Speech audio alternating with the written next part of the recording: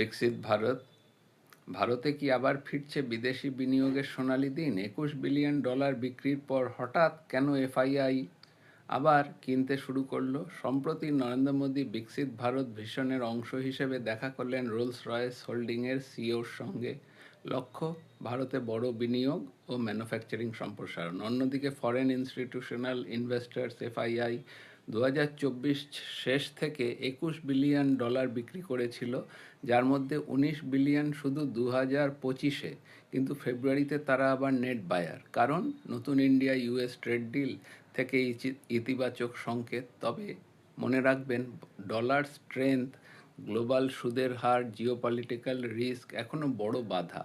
আপনি কি মনে করেন এফআইআই পুরোপুরি ফিরে আসবে? কমেন্ট করুন ইন্ডিয়া গ্রোথ। আর এমন বিশ্লেষণের জন্য ফলো করুন এই ভিডিও। শুধুমাত্র শিক্ষামূলক উদ্দেশ্য। কোনো বিনিয়োগের আগে নিজস্ব আর্থিক পরামর্শ নিন।